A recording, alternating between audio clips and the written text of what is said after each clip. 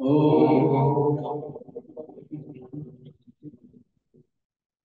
ओ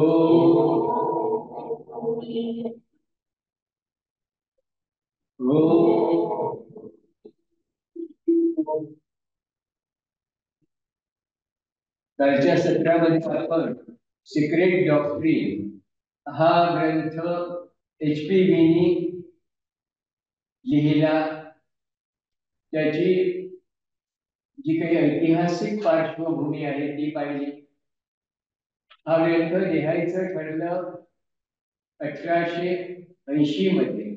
त्यावेळी पत्रव्यवहार त्यावेळेचा पाठ पाहिला तर आपल्या लक्षात येतं की बऱ्याच वर्षापासून ही योजना होती आणि तो प्रत्यक्षात आला तो 1888च्या अखेरीला.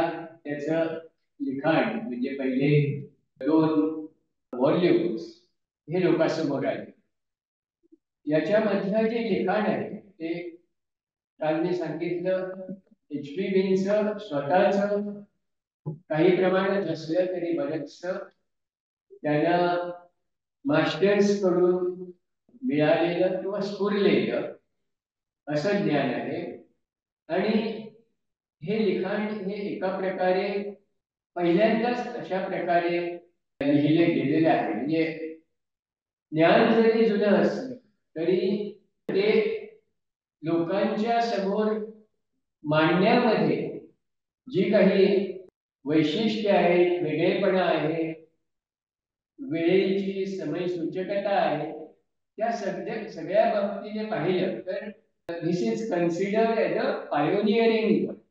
या प्रकारची अध्यात्म विद्या किंवा गूढविद्या लोकांपर्यंत अशा काळामध्ये पोहोचवण्याचं काम की ज्यावेळी विज्ञानाचा वाढता पगडा होता, मटेरियलिझमचा वाढता प्रभाव होता आणि त्याचबरोबर लोकांमध्ये मोठ्या प्रमाणावर अंधश्रद्धा, काळी विद्या, मंत्र तंत्र, जादूटोणा वगैरे ह्या गोष्टींचाही प्रभाव. म्हणजे ह्या दोन्ही जरी परस्पर विरोधी गोष्टी वाटल्या तरी त्या एकसमयावच्छेदे समाजाला एक प्रकारे लागलेली कीड असल्यासारखी होती आणि ती दूर करण्याचं काम ह्या थिओसॉफीच्या प्रचारातून, थिओसॉफिकल सोसायटीच्या माध्यमातून केलं गेलं.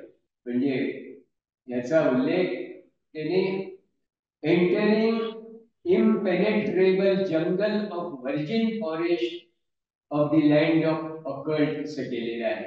म्हणजे ज्या गूढविद्येच्या घनदाट अरण्यामध्ये प्रवेश करणं मुश्किल आहे अशा ठिकाणी पाऊल टाकण्याचं धैर्य त्याच्यामध्ये दाखवलेलं आहे. A commencement made to ail and uproot deadly upasakries of superstition, prejudice and conceited ignorance. म्हणजे हा वृक्ष अंधश्रद्धेचा किंवा आपल्या मनामध्ये साचून राहिलेल्या वेगवेगळ्या प्रकारच्या समजुती, गैरसमजुतींचा किंवा खोटेपणा पांघरलेलं हे अज्ञान, ह्या सगळ्या गोष्टी समूळ नष्ट करण्याच्या निश्चयात्मक प्रयत्नातून ही संस्था आणि तिची शिकवण लोकांसमोर आलेली आहे असं म्हणता येईल. आणि हे कार्य हे दीर्घकाळ चालणार आहे. म्हणजे to remove the rubbish of Egypt असं म्हटलंय. Is cleared away from minds.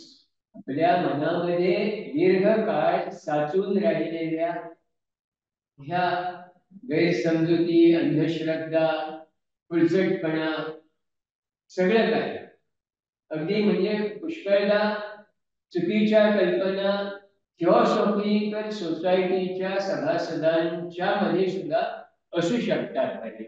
तर त्या दूर करण्याचं कार्य हे ह्या ग्रंथाच्या सखोल अध्ययनातून होऊ शकेल. आणि म्हणून हे ग्रंथ HPVनी त्या अशा फिलॉसॉफीज त्यानंच डेडिकेट केलेले आहे. It is impossible that more practical teaching contained in third should be released or understood. तिसरा वॉल्यूम काल मी उल्लेख केला तो समजून घेण्यासाठी अगोदर पहिले हे 2 वॉल्यूम समजून घेणं आवश्यक आहे. त्यामुळे छोटा जरी ती योजना होती 4 व्हॉल्यूम्स मध्ये मांडण्याची तरी पहिल्या प्रयत्नामध्ये फक्त 2च व्हॉल्यूम्स हे झाले.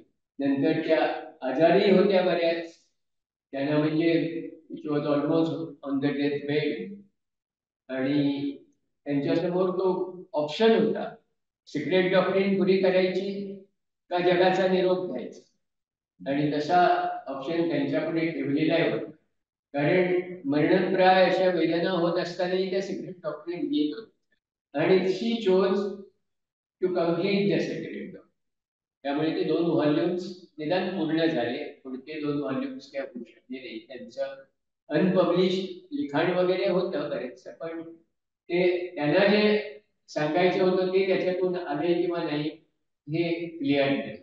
कारण त्यांनी त्याच्यामध्ये इंडिकेट जे केलं होतं तशा स्वरूपाचं ते थर्ड किंवा पुढचे जे व्हॉल्यूम्स आहेत ते वाटत नाही. एक प्रकारचं ते रिजनरेशन आहे. तुमच्या प्रोसेस जी डिजनरेशनची सुरू झालेली असते ती थांबवायची. आणि रिजनरेशन म्हणजे नवीन पेशी वगैरे ह्या बनण्याची प्रोसेस फार सुरू झालेली असते ॲट सर्टन एज. दुसरं काय असतं, ही निसर्गाची योजना असते. when form becomes deformed, it is better to destroy it, artificially survive. त्यामुळे बरेचदा आता हॉस्पिटलमध्ये वगैरे लोकांना जिवंत ठेवतात, ऑक्सिजन लावायचा, इतर काहीतरी हे करायचं मेडिकेशन, आणि टू कीप प्रोलॉंगिंग लाईफ त्याचा काही उपयोग नसतो. म्हणजे it is even torturous for the dying man. व्हेंटिलेटरवर वगैरे ठेवलं कुठलं any artificial means of keeping a man alive is not really kind आहे. बरेचदा आपण प्रेमापोटी ते करतो, पण ते त्या व्यक्तीला सुद्धा खरोखर हे नसतं, त्याला ते सहन होत नाही, त्रासदायक असतं. आणि त्याच्या एक प्रकारे रिलीज होऊ पाहणाऱ्या ह्याला तुम्ही अडकून ठेवलेले असतो. तर ही जो थर्ड व्हॉल्यूम पब्लिश झाला त्याच्यामध्ये इट कंटेन्स अकल्ट इन्स्ट्रक्शन्स. म्हणजे पहिल्या 2 व्हॉल्यूम्स मध्ये मी काल सांगितलं की synthesising of religion, philosophy and science याच्यावर होता. तर त्या तिसऱ्या व्हॉल्यूम मध्ये त्या इन्स्ट्रक्शन्स होत्या आणि 2 instructions were of a confidential nature. म्हणजे इसोटेरिक स्कूल वगैरे याच्यामध्येच फक्त त्या दिल्या जायच्या. आता ते त्यांनी पब्लिश केलंय. It has become a regular listing also. तर those are called occult instructions. It secret doctrine provides metaphysical reality from ground reality असं म्हटलेलं आहे. म्हणजे बऱ्याच गोष्टी ह्या मेटाफिजिकल असल्यामुळे science doesn't accept that. Science goes by physical reality.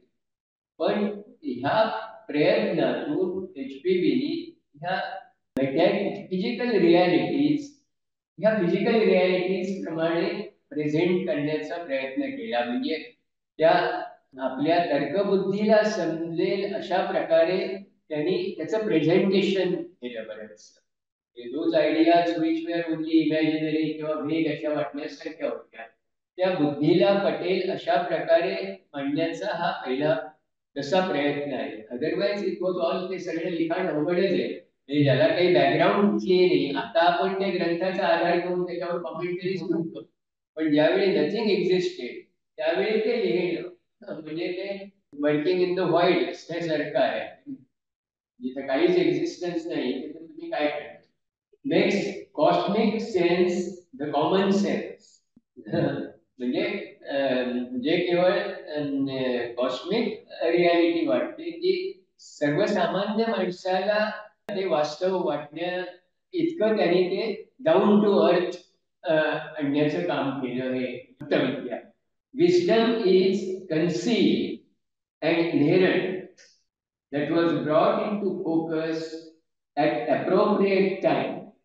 जे ज्ञान ते गुप्त होतं ते ज्ञान उघड करण्याचं काम त्यांनी केलं. अर्थात हे पूर्वी सुद्धा वेळोवेळी झालेलं आहे, पण नॉट ऑन धिस स्केल और इन द पब्लिक डोमेन. पूर्वी कसं ते गुरु शिष्य परंपरेने पुष्कळशा गोष्टी ह्या व्हायच्या, म्हणजे 1-to-1 basis. This was for the first time that secret doctrine was presented to all aspirants of the occult science. म्हणून they brought into focus this wisdom which was conceived at appropriate time. This happened many times world over. There is no revelation or discovery. हे काही नव्याने काही शोधलंय किंवा एखाद्याला त्याचा प्रत्यय आला म्हणून त्याने ते सांगितलं असं म्हणण्यापेक्षाही it is awakening of the wisdom which was preserved, sustained and laid out in fragments. ही एक प्रकारची लोकांमध्ये जागृती आणण्याचं काम त्यांनी केलं. म्हणजे सूक्त प्रमाणात ते होतं ते त्यांनी जागृत अवस्थेमध्ये आणलं असं म्हणता येईल. बट इन फ्रॅगमेंट्स, थोडं थोडं, इन इन्स्टॉलमेंट्स. एकदम सगळं दिलेलं नाही आणि अजूनही एकदम नाहीच आहे. ते फार थोडा भाग, लाईक एन आईसबर्ग दिसतायला त्याचा फक्त वरचा भाग दिसतोय, पण अजूनही कितीतरी ज्ञान असं आहे की about which we are in dark. त्यामुळे गॅप्स सुद्धा आहेत. जे दिलंय त्याच्यामध्ये पुष्कळशा गॅप्स आहेत आणि त्या गॅप्स तुम्हाला फिल इन द ब्लँक्स सारख्या तुमच्या केवळ तर्कबुद्धीने नव्हे तर विवेक बुद्धीने आणि इंट्युशनने ह्या गॅप्स तुम्हाला भरायच्या आहेत. ते काम ह्या नंतरच्या आपल्या पिढ्यांनी केलं पाहिजे. That is what is expected. जे पुढचे अभ्यासू आहेत त्यांनी ते काम केलं पाहिजे, जे एका जन्मात पृथ्वीनं करणं शक्य झालं नाही. ते अधिकाधिक शक्य का होत जाईल, कारण level of human understanding is going up. ते विज्ञान प्रगत होत आहे. विज्ञानाची ह्याच्या बाबतीत मदत घेऊन आपल्याला ज्या गोष्टी पूर्वी समजणं शक्य नव्हतं त्या आता समजणं हळूहळू शक्य व्हायला लागल्या. जसं आपण पूर्वी ज्या गोष्टी पाहू शकत नव्हतो ते मायक्रोस्कोपने पाहू शकतो किंवा टेलिस्कोपने पाहू शकतो. आता इलेक्ट्रॉन मायक्रोस्कोप आहे, त्याच्यापेक्षाही जास्त सेन्सिटिव्ह इन्स्ट्रुमेंट्स आता आहेत आणि त्यामुळेच आपल्याला ॲटॉमिक स्ट्रक्चर वगैरे हे सगळं त्याच्यामध्ये खोलामध्ये जाऊन प्रत्यक्ष आपली शहानिशा करून घेता येते. तर म्हणजे जे काही एखाद्या योग्याला पूर्वी समजत होतं ते आता a group of scientists can verify and satisfy themselves with objective observation. पूर्वीचं ऑब्झर्वेशन हे सब्जेक्टिव्ह ऑब्झर्वेशन असण्याचं, कारण त्याच्यापुरतं तो मला काय जाणवलं हे मी सांगणं आणि इतरांनी केवळ ते विश्वास ठेवून मानणं. Because it cannot be proved bye repetition by other people unless they have also got the same level of development. त्यामुळे पण आता कसं असतं, एखाद्या शास्त्रज्ञाने जे काही केलं असतं ते पुढे कॅरी फॉरवर्ड त्याचं डॉक्युमेंटेशन झाल्यामुळे आणि ऑब्झर्वेशन झाल्यामुळे होऊ शकतं. तसं पूर्वीच्या ह्या ऋषी मुनी योगी यांनी जे केलं ते त्या नेचरचं नव्हतं.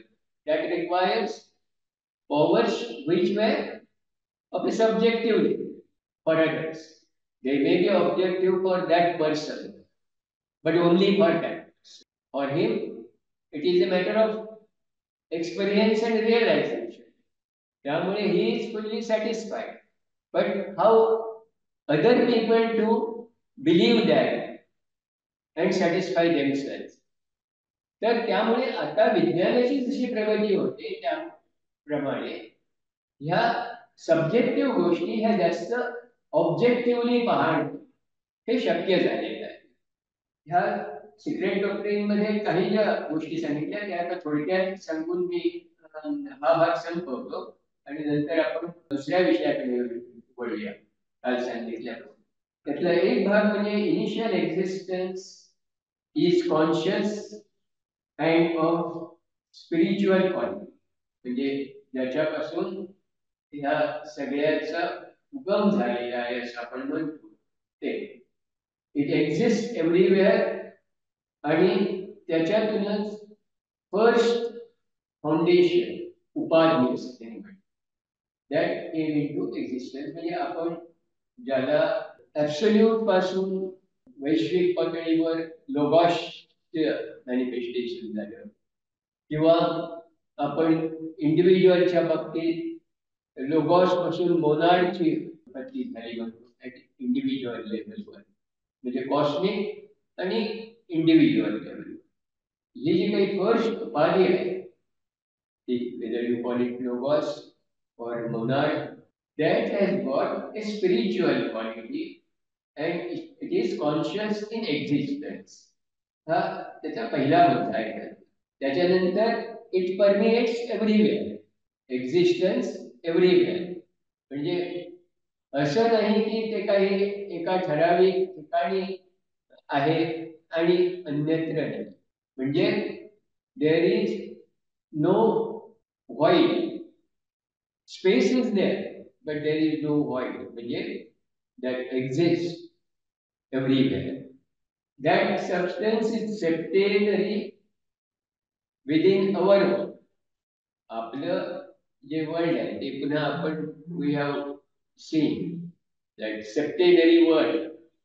तर this septenary world, that substance is in a graded form, म्हणजे 7 वर्ल्ड्स इन 7 ग्रेड्स म्हणता येईल, 7 डेन्सिटीज ऑफ मॅटर, आणि form that 7 principles of man, consciousness functioning at different levels of existence.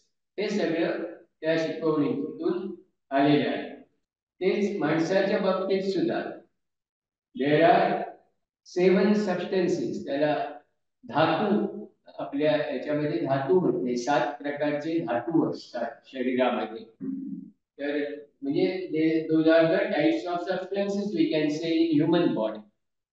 He septenary system सगळीकडे आपल्याला पाहायला मिळते. There are 7 types of forces in man and nature also.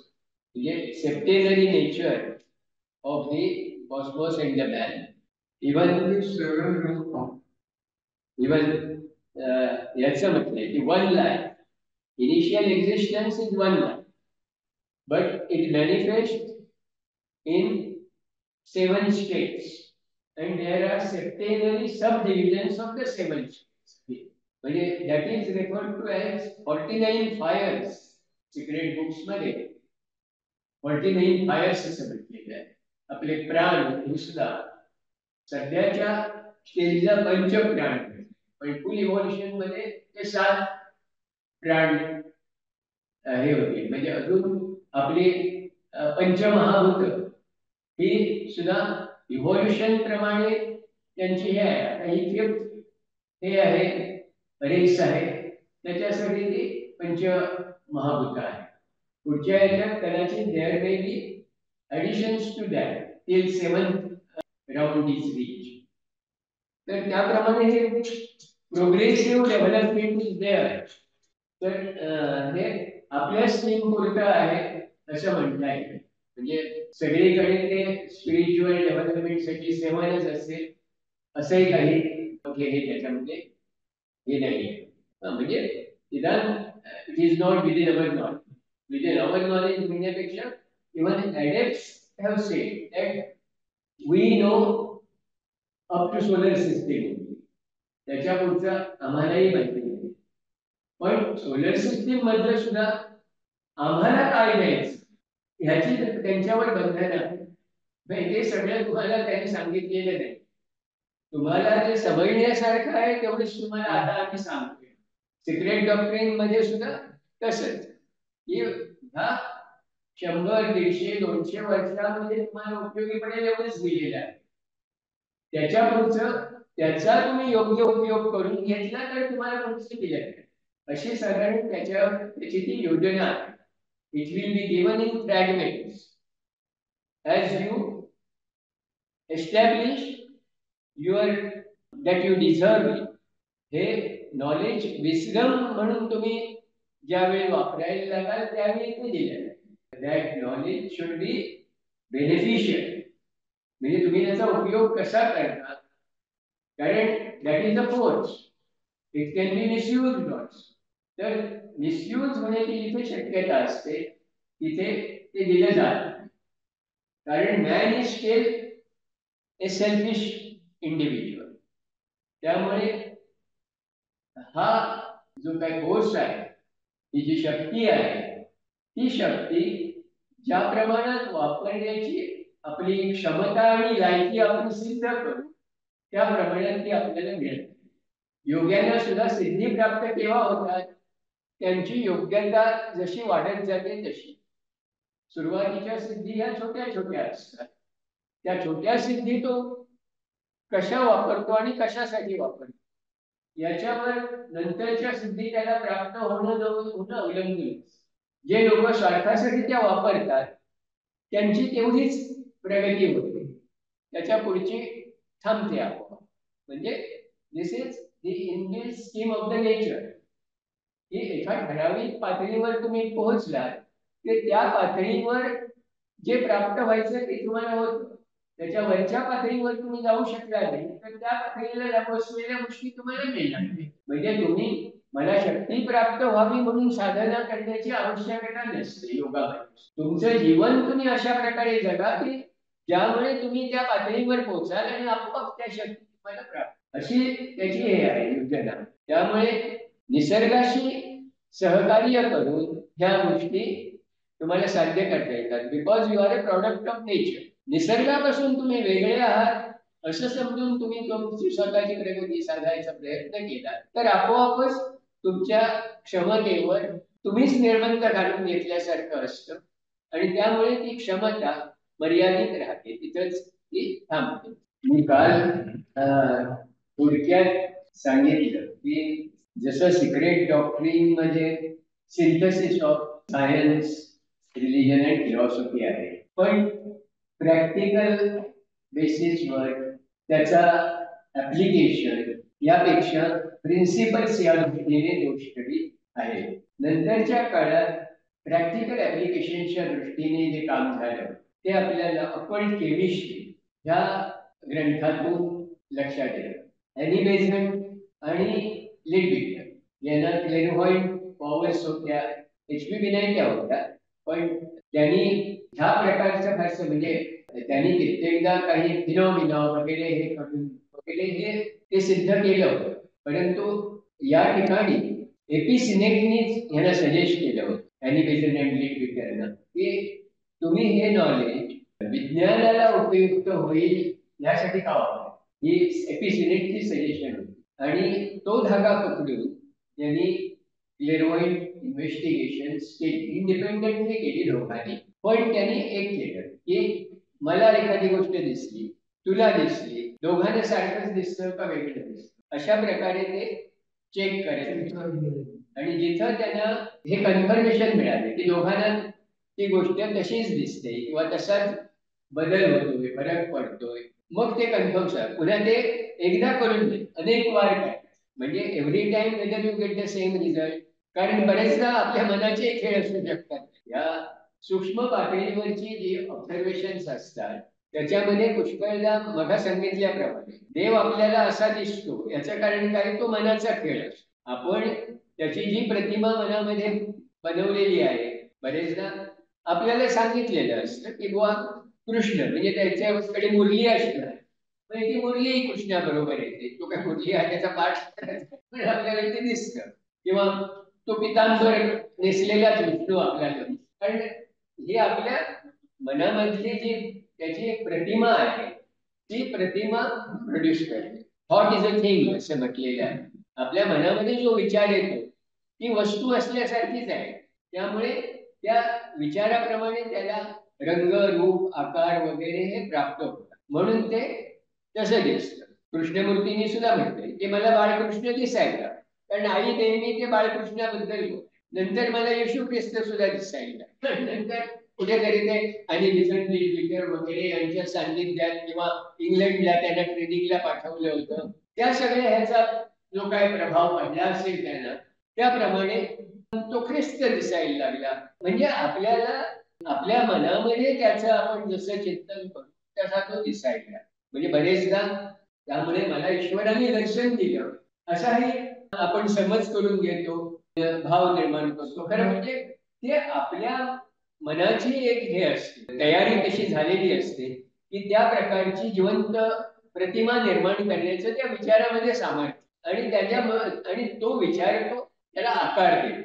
जसं thought forms आपण म्हणतो, थॉट फॉर्म्स ते जसे क्लाउड्स असतात तसं ते क्लाउडला फॉर्म असतं, तसं ह्या विचाराला सुद्धा फॉर्म असतं. आणि ते ट्रॅव्हल ज्याच्या बाबतीत तुम्ही विचार करता त्याच्या दिशेने ते जायला लागतं. किंवा ते तुम्हीच काहीतरी ज्याला नेहमी काहीतरी विचार करत बसायची सवय असते त्याच्या भोवती त्याची गर्दी होते. तर म्हणून थॉट्स आर थिंग्स असं म्हटलेलं आहे. पण हे जे इन्व्हेस्टिगेशन्स त्यांनी केले त्याच्यामध्ये त्यांनी ह्या सूक्ष्म गोष्टींचं ऑब्झर्वेशन केलं. आता सूक्ष्म गोष्टींचं ऑब्झर्वेशन करण्यासाठी तुम्हाला या क्षमता कशा प्राप्त होतात, तर आता पतंजलींच्या योगसूत्रामध्ये जो विभूतिपाद आहे त्याच्यामध्ये काय केल्यानंतर काय प्राप्त होतं हे दिलेलं आहे.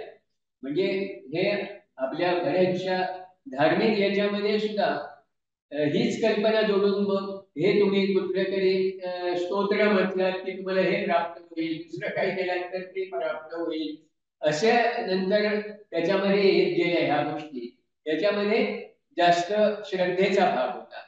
वस्तुस्थिती हा प्रश्न वेगळा, पण महत्वाचा भाग काय की तुम्ही ते स्तोत्र म्हणून त्या ज्याचं स्तोत्र म्हणता, स्तवन करता, काही करता त्याच्याशी जर एकरूप होऊ शकला तर त्याच्यापासून तुम्हाला जी शक्ती प्राप्त होते त्या शक्तीच्या योगाने तुम्हाला काही सामर्थ्य प्राप्त, आणि ते सामर्थ्य हे त्याचं फळ असतं एक प्रकारचं. या ठिकाणी आता योगशास्त्रामध्ये अष्टसिद्धी दिलेल्या आहेत, अणिमा, महिमा वगैरे ज्या आहेत, तर त्या या ठिकाणी तुम्हाला उपयोगी पडतात.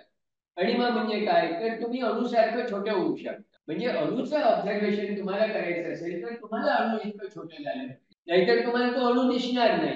कारण आपल्याकडे काही त्या लोकांकडे त्यावेळी सूक्ष्मदर्शक यंत्र नव्हती. मग कसं करणार, तर आपणच अणु व्हायचं आणि अणुचं निरीक्षण करायचं. मग तो अणु स्थिर करता आला पाहिजे, म्हणजे ते स्थिर करण्याचं सामर्थ्य तुमच्यामध्ये आलं पाहिजे. कारण जोपर्यंत तो स्थिर होत नाही तोपर्यंत तुम्हाला त्याचं निरीक्षण करता येत नाही. ते निरीक्षण झालं की त्याच्यामधले जे सब ॲटॉमिक पार्टिकल्स त्यांची मुवमेंट तुम्हाला मग समजू शकते. अणुला तुम्ही स्थिर केलं मग त्यांचं स्ट्रक्चर काय आहे, कॉन्फिगरेशन काय आहे, ते कसे फिरतात, किती वेगाने फिरतात, ह्या सगळ्या गोष्टी म्हणजे यासाठी तुम्हाला तुमच्या ज्या निरीक्षण शक्ती आहे त्या निरीक्षण शक्ती तुम्ही कितपत नियंत्रित करू शकता ह्याच्यावर हे पुढचं सगळं अवलंबून असतं. ती साधना असते. तुम्हाला ती साधना करून या सिद्धी प्राप्त होऊ शकतात. हा त्याच्या थोडक्यात एक आहे. आणि त्या सिद्धी वापरून या दोघांनी त्यावेळी ऍटम, तो काळ असा होता की विज्ञानाची ही भूमिका होती की atom is the ultimate particle of matter. अणु हे पदार्थाचं सगळ्यात सूक्ष्म रूप आहे. म्हणजे याचा अर्थ काय की अणुपेक्षा आणखी तुम्हाला खाली जाता येणार नाही किंवा सूक्ष्म रूपात जाता येणार, ही विज्ञानाची भूमिका होती त्यावेळेस. यांनी फॉर द फर्स्ट टाइम सांगितलं की नाही, there are sub atomic part, अणुपेक्षाही छोटे भाग अणुमध्ये आहेत. म्हणजे इट कॅन बी डिव्हाइड. म्हणजे हे सांगायला जी दृष्टी लागते त्या दृष्टीसाठी ती अणिमा ही शक्ती आवश्यक आहे.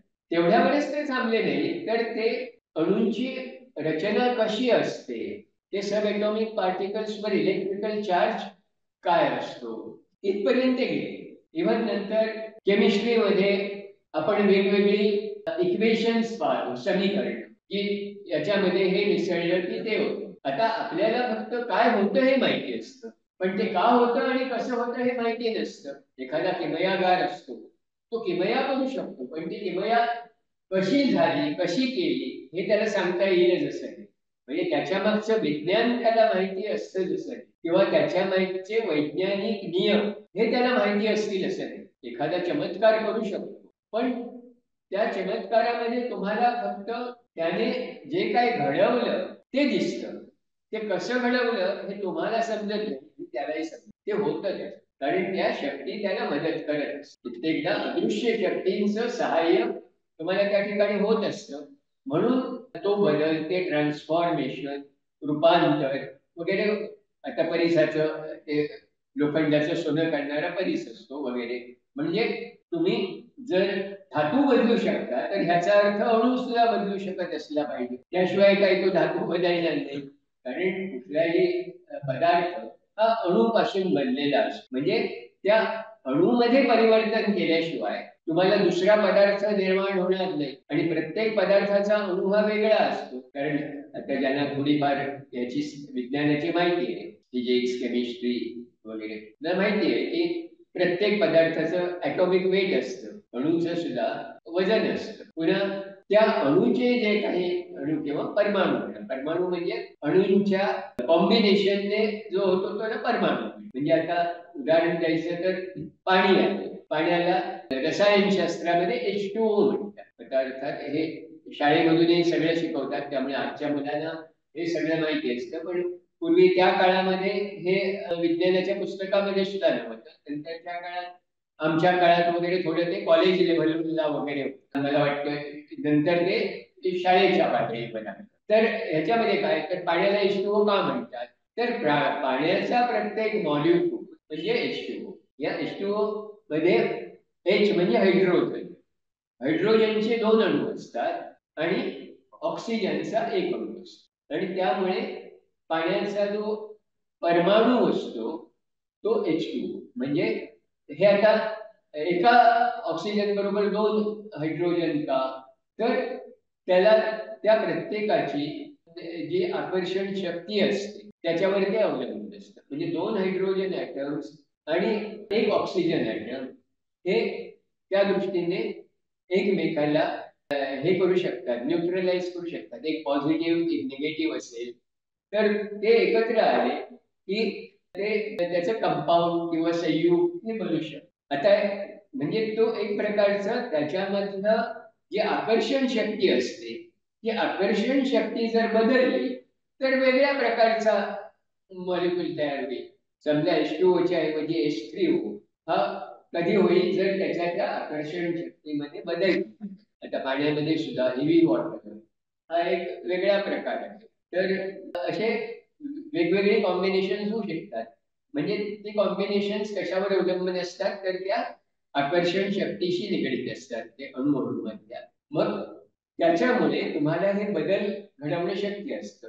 त्याही पेक्षा सूक्ष्म पातळीवर ज्यावेळी तुम्ही जाता त्यावेळी ॲटमचं, आता आपण जे सब ॲटॉमिक स्ट्रक्चर वगैरे म्हणतोय तेच. त्याच्यातूनच लक्षात काय आलं की याच्यामध्ये किती प्रचंड शक्ती असते.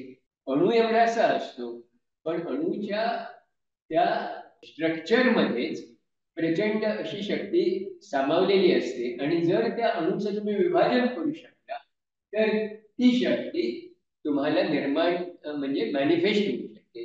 त्या ठिकाणी जे अनमॅनिफेस्ट आहे ते मॅनिफेस्ट होतं. आणि त्याचा उपयोग तुम्ही कसा करता शक्तीचा, याच्यावर तुमची पुढची हे अवलंबून असते. आपण पहिला उपयोग कशासाठी केला त्या शक्तीचा, युद्धामध्ये केला. ज्यावेळी अणुशक्तीचा शोध लागला त्यावेळी जपानमध्ये नागासाकी, हिरोशिमा याच्यावर बॉम्ब पडले. म्हणजे माणसाला फायदा त्याचा काहीच झाला नाही, उलट विनाश झाला. म्हणजे तुम्हाला शक्ती किंवा क्षमता प्राप्त झाली तरी त्याचा तुमच्या कल्याणासाठी उपयोग होईलच असं नाही. आपली जर नियत नीट नसेल तर त्याचा आपण दुरुपयोग करतो.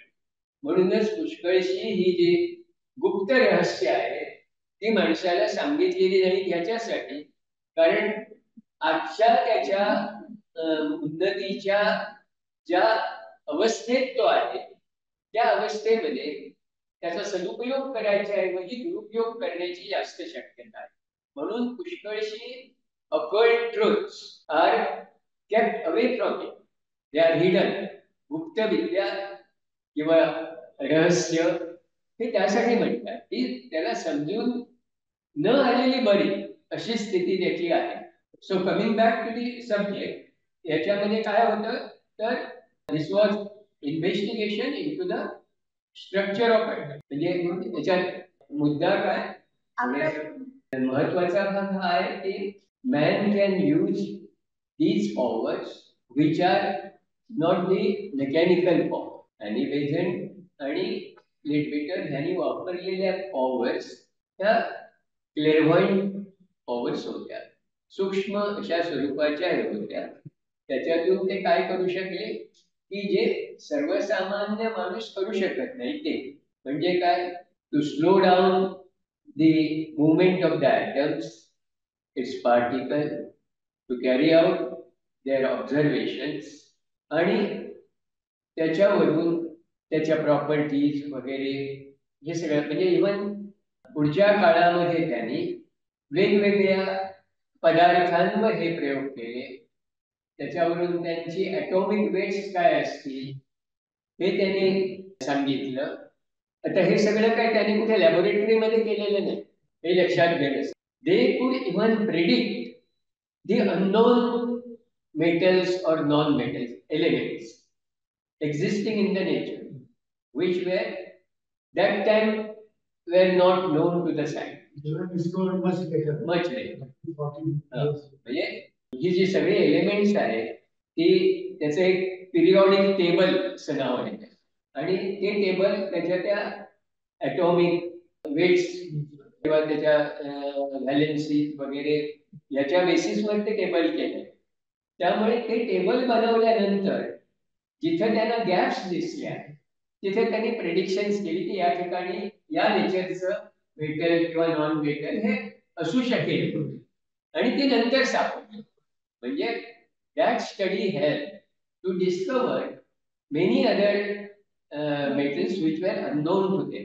म्हणजे एक प्रकारे माणसाच्या ज्ञानाचा हा विस्तार होता.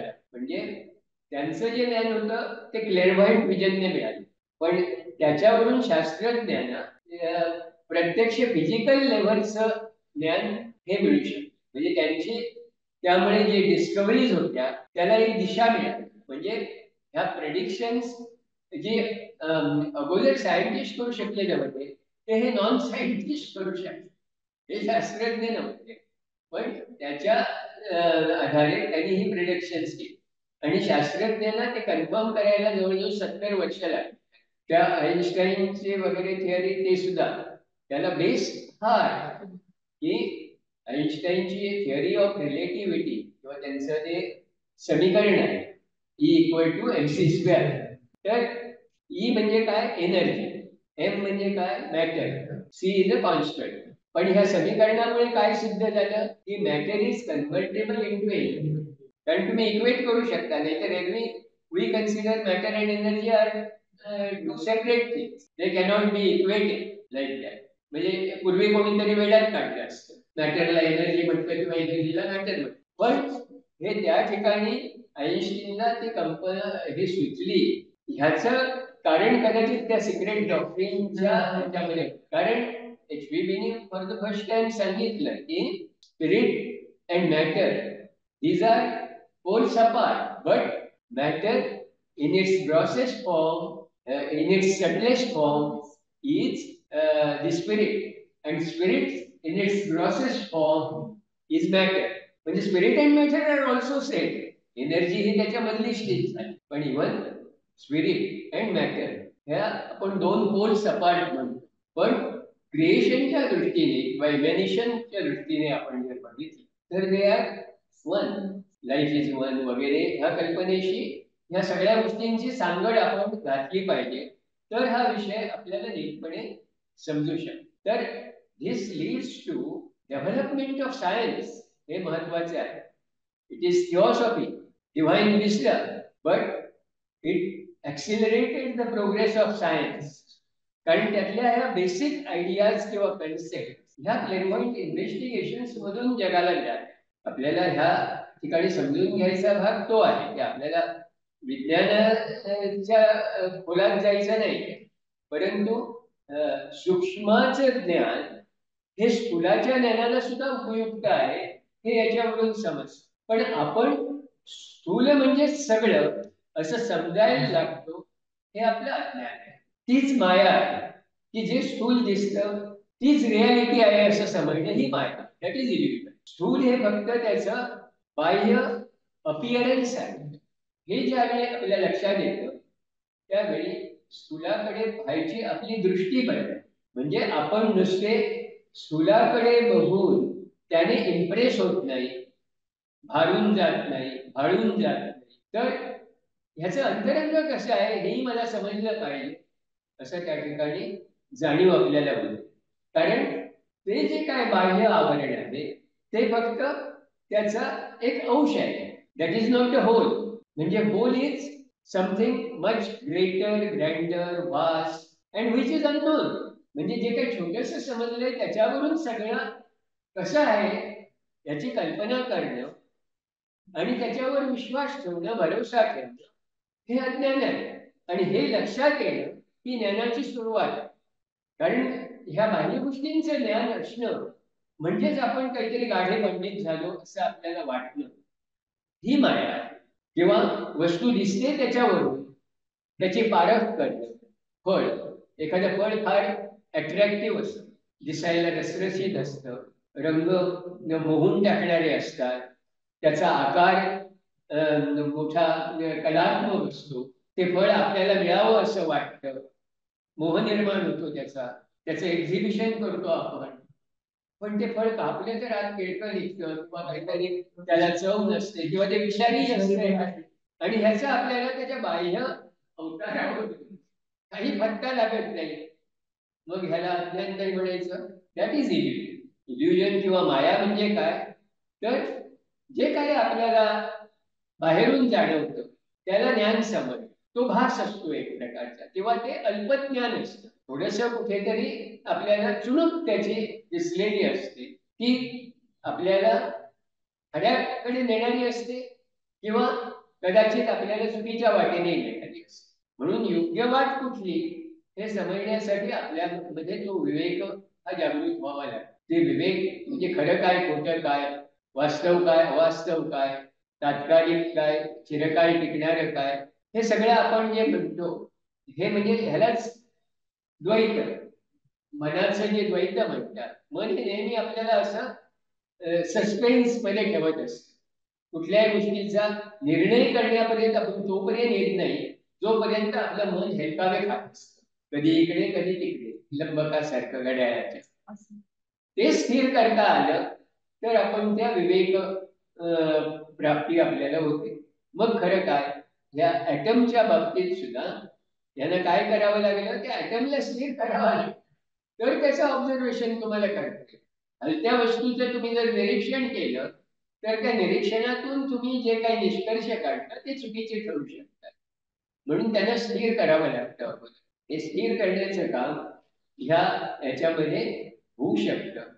ही जर तुम्हाला क्षमता प्राप्त झाली तर टाईमच्या पलीकडे जाऊन आपण जर जगू शकलो तर ते चिरंजीवित्व प्राप्त होतं. आता मास्टर्सच्या बाबतीत ते आपल्या तुलनेमध्ये त्यांचं आयुष्य कित्येक शतकांचं असतं.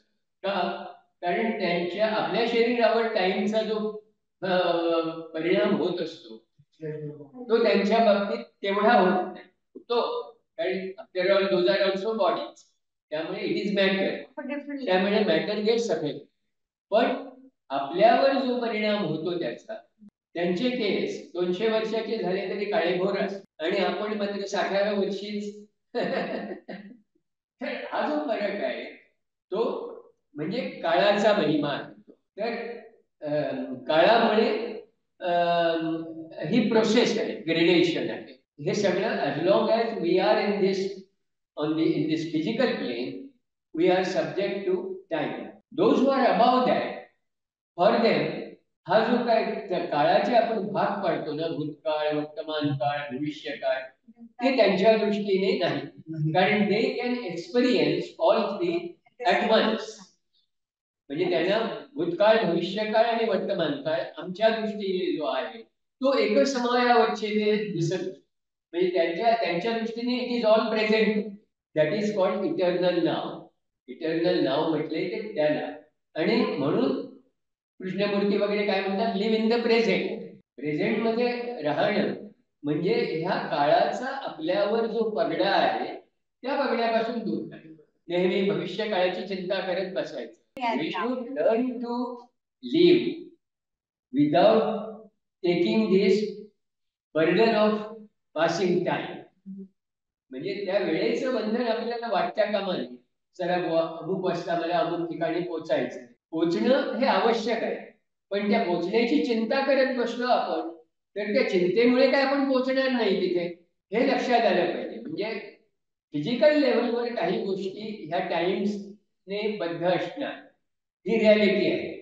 पण ज्यावेळी त्याचं एक्सटेन्शन सायंटिफिक लेवलवर व्हायला लागतं त्यावेळी आपण विनाकारण चिंता करायला लागतो किंवा विनाकारण कुठल्या तरी स्वप्नामध्ये दंग होऊन राहतो. म्हणजे we go away from the reality. Physical reality पासून तिथे आपण दूर जातो, म्हणजे where time actually doesn't exist. तर हे आपल्या लक्षात आलं पाहिजे की आपण जी चिंता करतो, काळजी करतो, कल्पना करतो वगैरे, हे सगळं extension of that time from physical plane to planes where that time actually should not apply. पण ते जर झालं तर आपण विनाकारण चिंता करायचं थांब. We can be more careful. आणि तसं राहिलं तर आपल्याला मास्टर्स सारखं कदाचित जगता येईल. म्हणजे मग आपण एवढ्या लवकर म्हातारे होणार, एवढ्या लवकर थकणार नाही. म्हणजे कारण ते जे परिणाम असतात दे आर अफेक्टिंग मॅटर.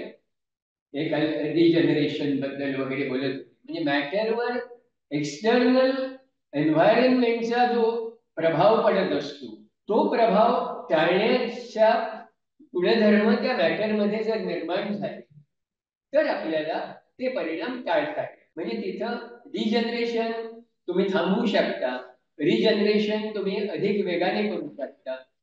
म्हणजे पूर्वी आपल्या चिरंजीव अमुक झाला वगैरे हे ज्या कल्पना होत्या, चिरतारुण्य वगैरे, ऋषी मुनी तप करून हजारो वर्षाचं आयुष्य प्राप्त करू शकतात. Liver can be grown. Liver तर म्हणजे मॅटरच्या ह्या लिमिटेशन्स आहेत त्याच्यावर टाइमचा परिणाम होतो. Evolution of form that is subject to time, not evolution of consciousness. हा फरक तिथं पुन्हा लक्षात घेतला पाहिजे. फॉर्मचे इव्होल्युशन झाल्यावर कॉन्शियसनेस त्याच्यातून प्रकट होतो, म्हणून आपल्याला कॉन्शियसनेस इव्हॉल्व होतो असं वाटतं. पण consciousness is all the same.